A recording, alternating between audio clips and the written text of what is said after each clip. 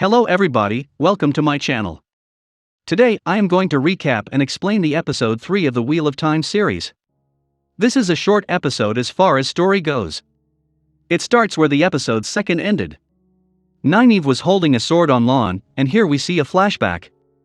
Nynaeve was kidnapped by a Trolloc.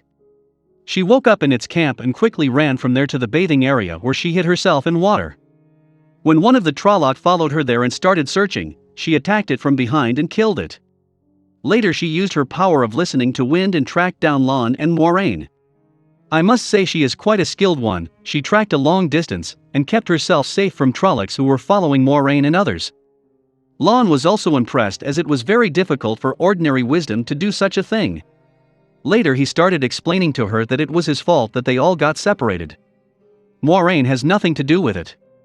She was unconscious the whole time and shot Arlog off.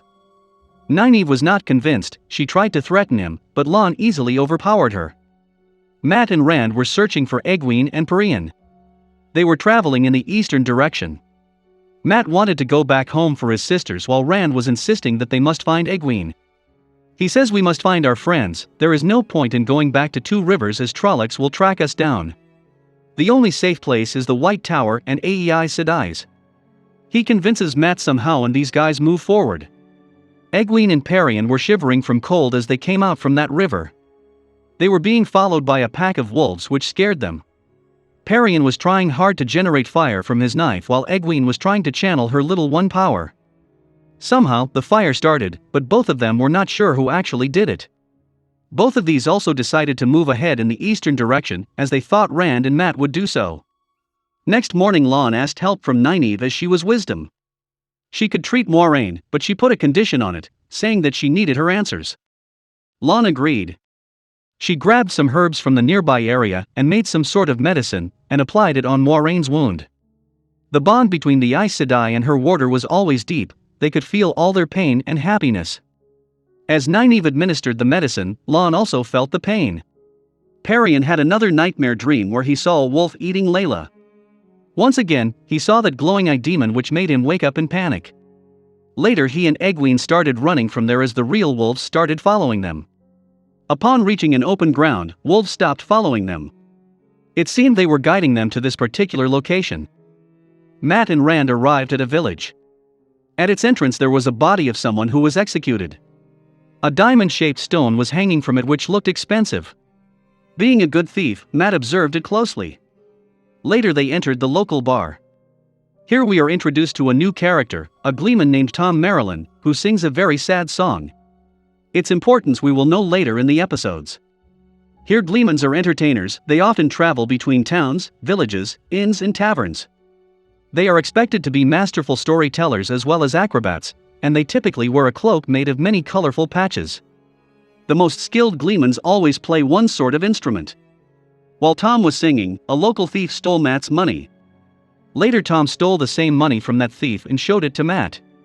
Instead of giving it to him, he gave him a lecture on life. He said one must not trust anyone in places like this. Since these two guys had no money or a place to sleep, and they asked the barn owner Dina for any work. Dina gave them a job of wood chopping for stay.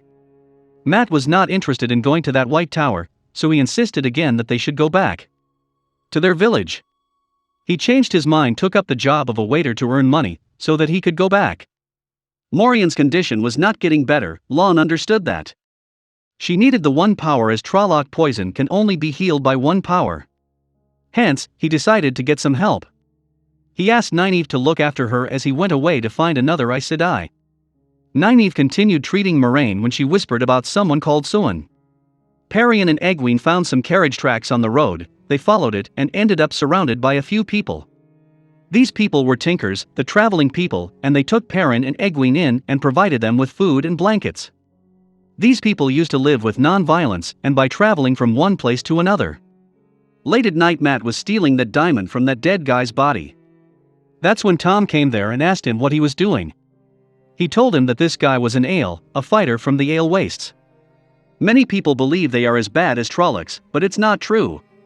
They fight only when they are in Vale. He had none, which means the villagers killed this guy out of fear and ignorance. All the Ale have red hair, that's how they found him. Matt told Tom that he needed money to go back to the village, so he was stealing the diamond. Tom understood and allowed him. In the bar-cum-lodge, Dina showed Rand's room for the night. It was quite a good one. She started to flirt with him, but when Rand gave her a cold shoulder, she got really upset. Then she showed her true colors. She was one of the Dark One's followers. She had sold her soul to him. She now locked the room and threatened Rand with a sword. Rand was shocked and confused. He started to barge out the other thick wooden door to escape. Dina asked him to stop as that door was so thick that even 3 people can't crash it. So there was no point in Rand alone trying it. But to Dina's surprise and even Rand's surprise, he broke the door. Rand may or may not be the real dragon, but the case for him is strong. Matt and Tom buried that soldier. Matt stole his money from Tom, to which Tom smiled and approved. When Matt returned to the bar, he bumped into Rand and both caught up with Dina. She tried to convince them. She says, "The dragon is not our savior, the Dark One is. He will end the tyranny of the wheel. We must break the wheel, otherwise the wheel will keep on turning souls back into our lives for ages. The people will keep on suffering. This will not end. I saw all 5 of you in my dreams. The Dark One has many followers, many people are helping him. I have informed the Fade. This time I will be the one who will bring the dragon to him." As she was saying this, Tom threw a knife into her neck and killed her. Later Tom and both of these guys started running from here on horses in the eastern direction. Next morning Lane, Morian and Nynaeve were traveling down the road. Here they met Liandrin Aes Sedai and other Green Aes Sedai. Liandrin was a member of the Red Aja of Aes Sedai. They have captured a man who was calling himself the Dragon Reborn. They captured him from the south of the Two Rivers district where the war was going on. With this, the episode 3, A Place of Safety, ends. In the next episode we will know who this guy really is. Thanks for watching. Take care.